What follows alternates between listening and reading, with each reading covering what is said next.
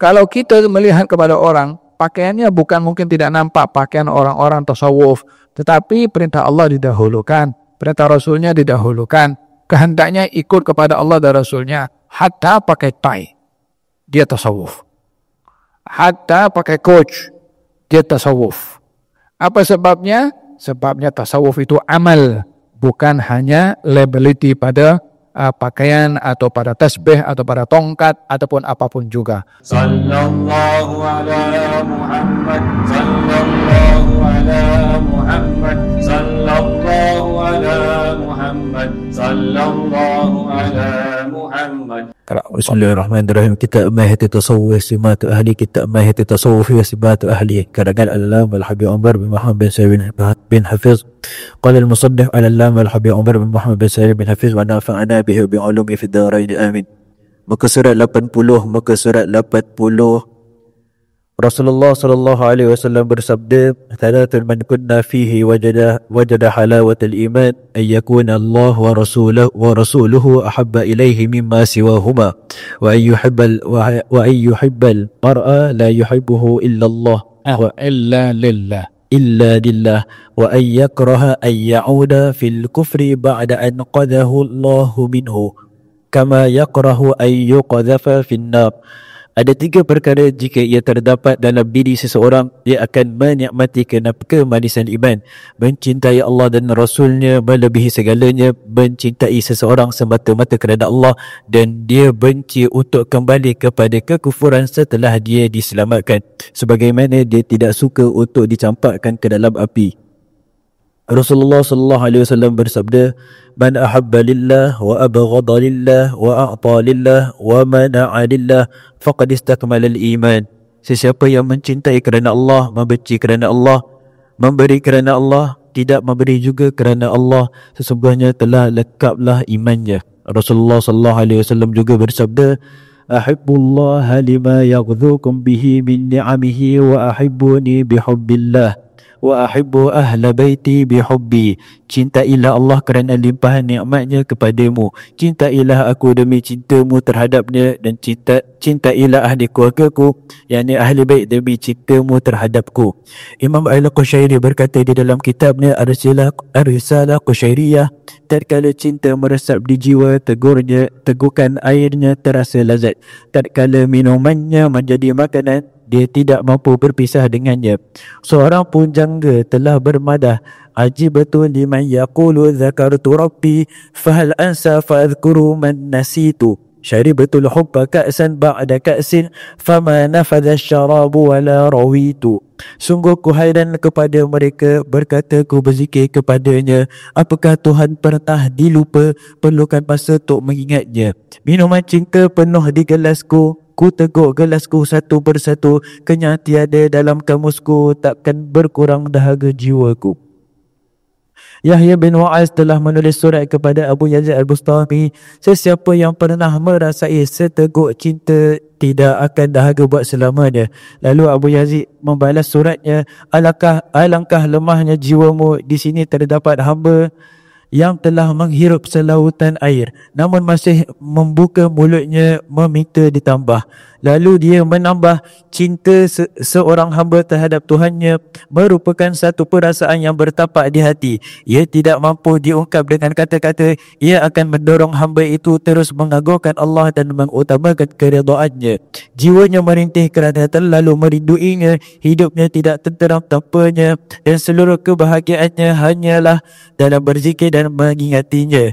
Beliau juga turut menukilkan wahyu Allah Subhanahu wa taala terhadap Nabi Daud alaihi salam yang berbunyi, "Wahai Daud, sesungguhnya aku tidak akan membenarkan cinta terhadapku dan cinta terhadap makhlukku bertapak di dalam hati yang sama." Beliau menambah lagi, tahap rindu itu bergantung kepada tahap cinta. Naam, hada berbicara tentang ciri-ciri khas at-tasawuf atau as-sufi, atau seorang yang berpegang kepada at-tasawuf, yaitu cinta kerana Allah Subhanahu wa taala, melebihi daripada segala-galanya. Menukil daripada hadis Nabi Muhammad SAW, ini merujuk kepada cinta taklif, ya. Cinta ini ada dua. Cinta ada dua, ada cinta tabi'i, cinta nature yang diberikan oleh Allah kepada seorang, seperti cinta kepada harta, cinta kepada pasangan, cinta kepada anak, cinta kepada negara, cinta kepada tanah air, cinta kepada barang yang kita punya, harta dan seterusnya lah, atau cinta kepada kedudukan. Ini cinta yang ada kepada semua orang. Itu namanya cinta tabi'i. Ada cinta namanya taklifi, cinta yang bersifat perintah untuk diadakan kalau tiada. Cinta yang bersifat perintah untuk kita berbuat, kalau itu tidak ada perlu juga untuk kita mengadakan, yaitu cinta kepada Allah dan cinta kepada Rasulnya. Untuk kita dapat maksud daripada cinta kepada Allah dan Rasulnya adalah mendahulukan apa yang disuruh oleh Allah dan Rasulnya, walaupun ia bertentangan dengan keinginan kita sendiri. Mendahulukan apa yang dicintai oleh Allah dan Rasulnya, walaupun ia bertentangan dengan apa yang kita cintai sendiri. Dalam Al-Quranul Karim Allah berfirman, "Qul in kana aba'ukum." Katakan wahai Rasulullah Muhammad, kalau ayah-ayah kamu dan anak-anak kamu dan pasangan-pasangan kamu dan saudara-saudara kamu dan keluarga-keluarga kamu dan harta kamu dan rumah kamu dan barang perniagaan yang kamu risau, kamu rugi, 8 hal ini. 8 hal. Katanya kalau kamu mendahulukan 8 ini lebih daripada Allah dan Rasulnya, serta jihad dengan kamu mengorbankan nyawa kamu untuk Allah dan Rasulnya, maka tunggu hukuman Allah kepada kamu. Dalam hal ini, ayat ini membahagikan 2 cinta. Yang satu cinta tabi'i, cinta nature, yaitu cinta kepada ayah, kalau ibu, anak, saudara, keluarga, harta, rumah, perniagaan. Semua ini adalah cinta tabi'i. Semua orang ada rasa itu. Tapi kalau mendahulukan cinta ini berbandingkan Allah dan Rasulnya, cinta kepada Allah mengorbankan harta, cinta kepada Allah mengorbankan kedudukan, cinta kepada Allah hatta mengorbankan kita punya keluarga. Didahulukan cinta kepada Allah berbandingkan cinta kita kepada harta, keluarga, anak-anak, pasangan, dan seterusnya. Kita dahulukan Allah, itu namanya cinta taklifi, cinta yang wajib untuk kita lakukan, karena ianya adalah sebaik-baik ibadah kepada Allah Subhanahu wa taala. Oleh sebab itu, dalam Al-Qur'anul Karim Allah Subhanahu wa taala berfirman mengenai orang-orang yang murtad, keluar daripada perintah Allah Subhanahu wa taala. Dalam Al-Qur'anul Karim Allah berfirman dalam surat Muhammad itu, fasawfa ya'tillahu biqaumin yuhibbuhum wa yuhibbuna adzillatin 'alal mu'minina a'izzatin 'alal kafirin. Kalau mereka berpaling, tak mau taat kepada Allah, tak mau taat kepada Rasulnya, Allah akan datangkan kaum yang lain, gantikan mereka. Apa sifat kaum yang lain? Katanya yuhibbuhum wa yuhibbuna, dicintai oleh Allah dan mereka cinta kepada Allah Subhanahu wa taala. Maksudnya mahu berkorban walaupun dengan nyawa sendiri untuk Allah dan juga untuk Rasulnya. Itulah hakikat kecintaan kepada Allah dan Rasulnya yang menjadi ciri khas kepada ahli at-tasawuf. Adapun ahli tasawuf, pakaiannya pakaian tasawuf, mungkin berbicara tasawuf, mungkin daripada penampilannya nampak tasawuf, tapi duit didahulukan, kemasyhuran didahulukan, publicity didahulukan, pangkat didahulukan, berbandingkan kepada Allah dan Rasulnya, syariat Allah diabaikan, perintahnya diketepikan. Maka dalam hal ini dia hanya punya nama saja yang glamour, tapi tidak ada hakikatnya. Faham dong? Kalau kita melihat kepada orang, pakaiannya bukan mungkin tidak nampak pakaian orang-orang tasawuf, tetapi perintah Allah didahulukan, perintah Rasulnya didahulukan, kehendaknya ikut kepada Allah dan Rasulnya, hatta pakai tie, dia tasawuf. Hatta pakai coach, dia tasawuf. Apa sebabnya? Sebabnya tasawuf itu amal, bukan hanya labelity pada pakaian atau pada tasbih atau pada tongkat ataupun apapun juga. Tapi kalau ada orang pakainya tasawuf, pakai tasbih juga, yang itu menjadi kebiasaan orang-orang yang ada dalam tarekat, jujur dalam berbicara, amanah, menjaga hak Allah, mendahulukan perintah Allah dan Rasulnya berbandingkan keinginannya, ya dia daripada zahirnya berpegang kepada tasawuf, amalnya pun juga mendapati amalan ahli at-tasawuf. Faham tom? Jadi ciri khas kepada ahli tasawuf adalah mendahulukan Allah, mencintai Allah dan Rasulnya lebih daripada sesiapapun juga, termasuk dirinya sendiri.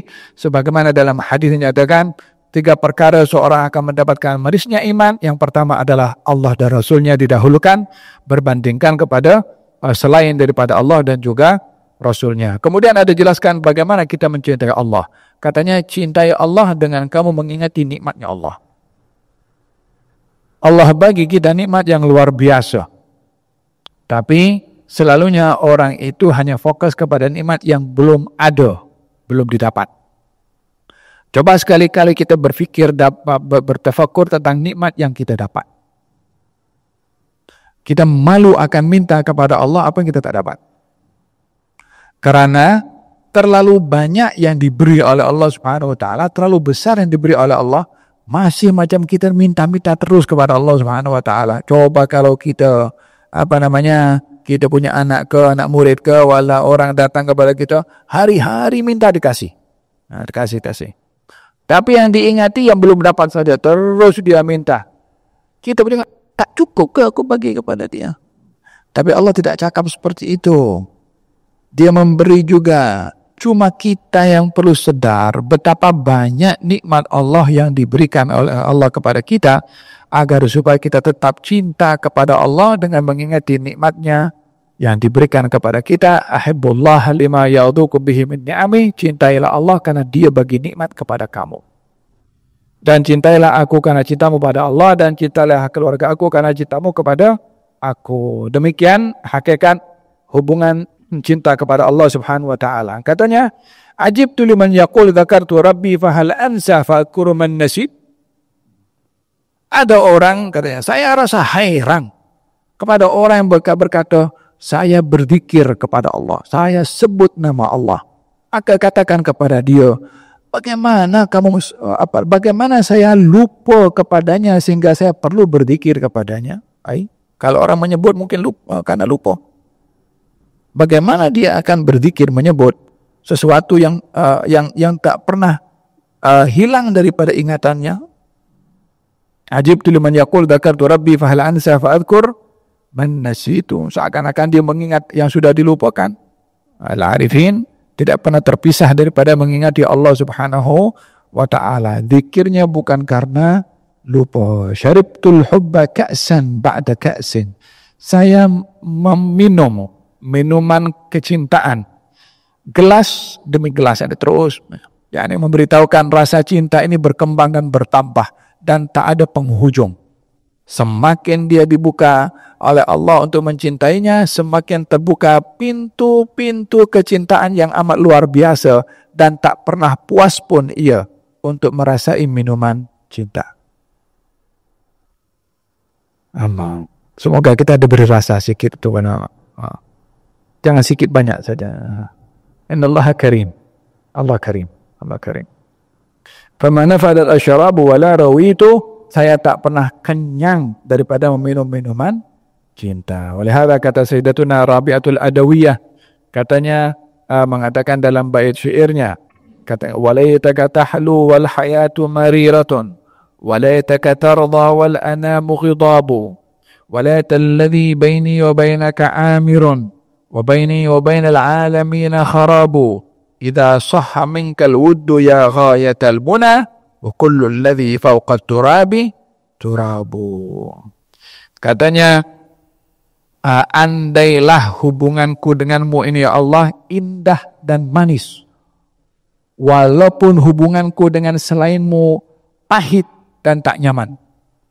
Andailah hubunganku denganmu ini sentiasa terjalin subur, walaupun aku terputus hubungan dengan semua makhluk. I don't care. Yang penting bukan dengan Allah Subhanahu wa ta'ala. Idza sahha minkal wudu, kalau aku dapat makna cinta daripada engkau dan itu tujuan aku, fa kullu alladhi fawqa turabi turabu, yang ada di atas tanah ini akan kembali kepada tanah itu. Kata ada nilainya semua. mahu kedudukan, mahu duit, mau apapun juga. Yang bernilai adalah rasa cinta kepada Allah Subhanahu wa taala. Semoga Allah Subhanahu wa taala menganugerahkan kepada kita mahabbah kepada Allah Subhanahu wa taala.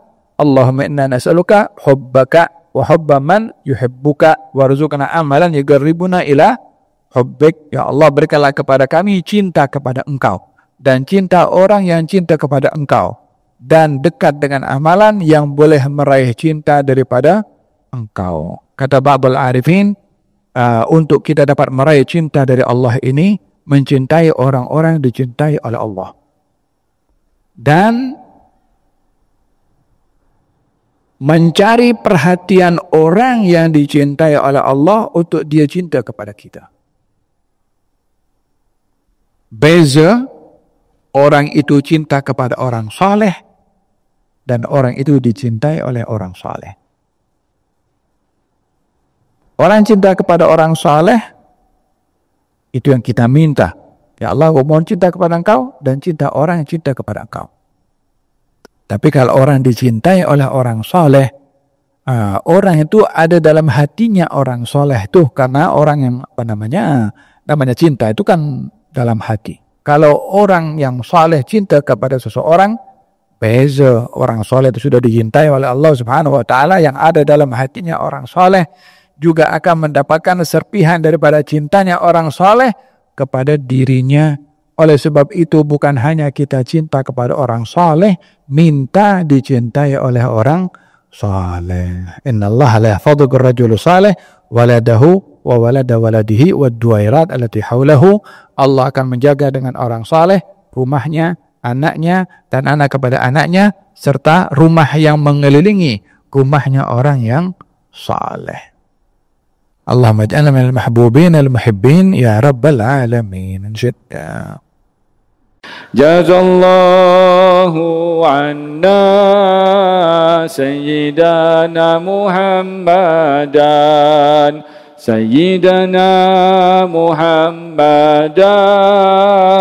ma huwa ahlu